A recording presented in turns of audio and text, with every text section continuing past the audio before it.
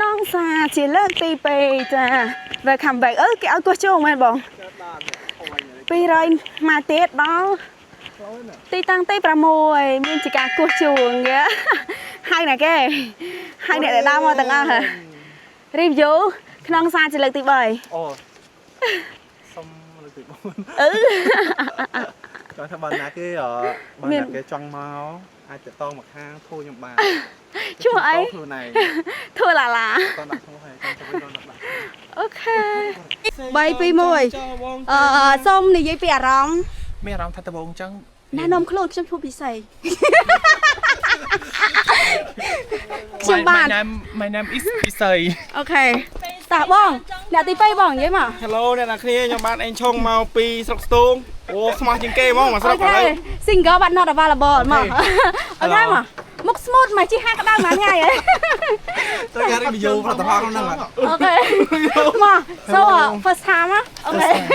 មក clip 10រៀលមក first time មានអារម្មណ៍សប្បាយចុំយ៉ាងអូខេបង Hello ចានេះគឺជាជើងចាស់ឡើងភ្នំហ៎អូខេមកជើងចាស់ហើយ I'm not comfortable អូខេ so come on finally we met again ក្នុងផ្សារ yeah ទោះជាយើងមកម្ដងហើយក៏ដោយប៉ុន្តែវា experience always new ហ្មងទេសភាពការដើរលើកនេះរយៈចម្ងាយចេញពីនោះម៉ោង11ហើយមកដល់ក្នុងផ្សារនេះគឺម៉ោង7:03អញ្ចឹងចង់4ម៉ោងដែរដើរផ្លូវព្រៃប៉ុន្តែទេសភាពដែលយើងទទួលបានគឺមិនធ្វើឲ្យយើងខកបំណងទេ queue ស្ងាត់តែម្ដងក្នុងផ្សាររដូវកាល green season គេរៀបចំជាសហគមន៍តង់មានអីស្អាតដែរកន្លែងនេះគេហូបបាយហូបអីវាដល់ម៉ោងហូបបាយដែលយកមកពីខាងក្រោមចាអត់បាយតាំងពីល្ងាចព្រឹករហូតដល់ថ្ងៃម៉ោង3ឡើងមកដល់ក្នុងផ្សារទៅបានបាយវ៉ាវហូបបាយជាមួយនឹងបរិយាកាសទេសភាពបែបនេះល្មមអត់លេះទេល្មមតោះយើងហូបបាយ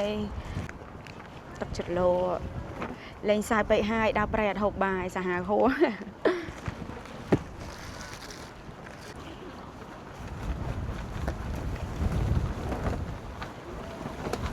សួស្ដីតើមានអារម្មណ៍យ៉ាងណាដែរចានិ